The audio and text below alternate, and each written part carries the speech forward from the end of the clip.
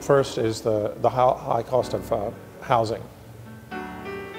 And this has really put a lot of people under a lot of economic pressure.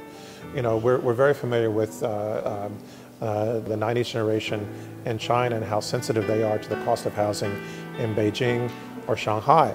But the 90s generation in Hong Kong, their situation is far worse. To some extent, this problem is a holdover from the British years. There was a certain amount of continuity in terms of the new political system that was put in place, where you had very powerful business interests, real estate developers who continued to exert too much influence on Hong Kong politics and policymaking. A lot of people in Hong Kong are also angry because there's been no substantial government policy to help rectify this problem.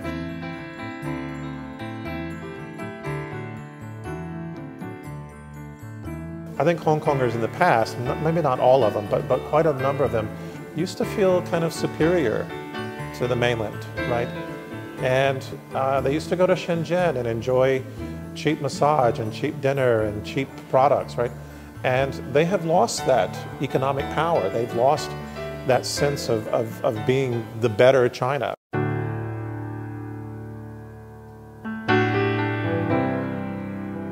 Sometimes people have a very visceral or emotional reason why they're upset, but underneath that reason is going to be something more substantial.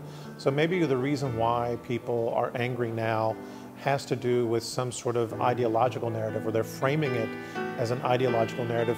But what they're really upset maybe about it is something that's much more substantive, like the high cost of living. Political distrust is something that is more caused by these economic concerns, at the same time with some uncertainty about the future, what happens after the 50 years of the Basic Law. And furthermore, there's some pressures placed on Hong Kong. You know, Hong Kong is supposed to be the role model of one country, two systems. So there's a lot of international pressures to maybe undermine that role model, especially maybe some forces from Taiwan.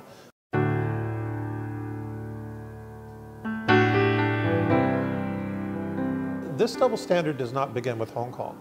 Hong Kong is just another story that Western media has latched onto. I wrote a paper several years ago where I talked about what I called the new yellow journalism, and how this was a trend in Western media, particularly in the United States, where they have very negative depictions of China.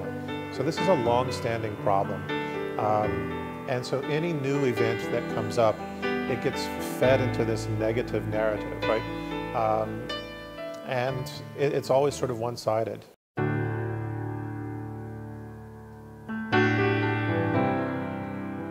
Anytime that Washington gets involved in discussions with human rights, it tends to hold people to a double standard. It holds people to standards that it doesn't ultimately hold itself. I don't think we can always trust the United States to take an even-handed approach to discussing those problems, because the United States often has its own human rights problems, both at home and abroad.